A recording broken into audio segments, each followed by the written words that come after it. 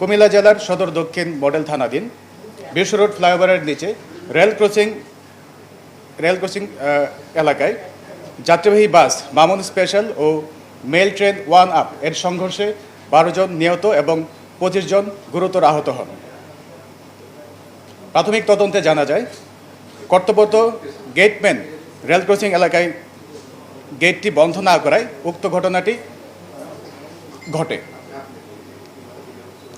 উক্ত ঘটনায় ভিকটিম সোহেল রানার খালা শেফালি আক্তার বাদী হয়ে লাকসাম রেলওয়ে থানায় একটি মামলা দায়ের করেন। ঘটনাটি সামাজিক যোগাযোগ মাধ্যম, প্রিন্ট এবং ইলেকট্রনিক মিডিয়ায় চাঞ্চল্যের সৃষ্টি হয়। আলোচিত এই ঘটনায় সরকারের উচ্চ পর্যায় থেকে 3টি তদন্ত কমিটি গঠন করা হয় এবং জড়িতদের গ্রেপ্তারে দ্রুত আইনানুগ ব্যবস্থা গ্রহণে নির্দেশনা প্রদান করা হয়।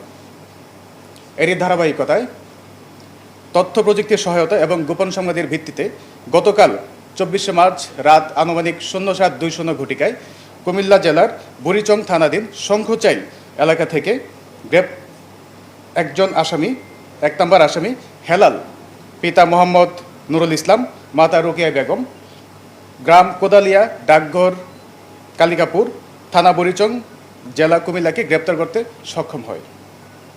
প্রাথমিক তদন্তে জানা যায়, দুর্ঘটনায় কবলিত বাস মামুন স্পেশাল গত 21 মার্চ রাত যশোর থেকে লক্ষ্মীপুরের উদ্দেশ্যে রওনা করে এবং 22 মার্চ রাত আনুমানিক 03:10 ঘটিকায় বাসটি কুমিল্লা জেলার দক্ষিণ মডেল থানাধীন পদুয়ার বাজার এলাকায় ফ্লাইওভারের নিচে রেল ক্রসিং পারাপারের সময় বাসের সাথে ট্রেনের ইঞ্জিনের আঘাত হওয়াতে বাসটিকে প্রায় 1 কিলোমিটার টেনে নিয়ে যায় এবং ঘটনাস্থলে 12 জন নিহত হয় এবং 25 জন গুরুতর আহত হওয়ার পর তাদেরকে বিভিন্ন হসপিটালে ভর্তি করা হয়।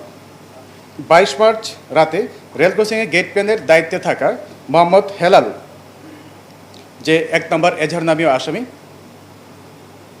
তার দায়িত্ব অবহেলার কারণে এই ঘটনাটি ঘটেছে বলে ধারণা করা যাচ্ছে। গ্রেপ্তারকৃত আসামিকে জিজ্ঞাসাবাদে সে এই ঘটনার সাথে সম্পৃক্ত বলে অকপটে স্বীকার করে।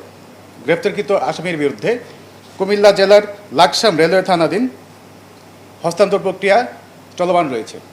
হেলালের অপরাধ বলতে এখানে যেটি উঠে এসেছে, সে ওই সময়টাতে দায়িত্বে ছিল, তার দায়িত্ব অবহেলার কারণে এই ঘটনাটা সংঘটিত হওয়ার একটা সম্ভাবনা রয়েছে। এই মর্মে এজাহারে তার নাম উল্লেখ করা হয়েছে।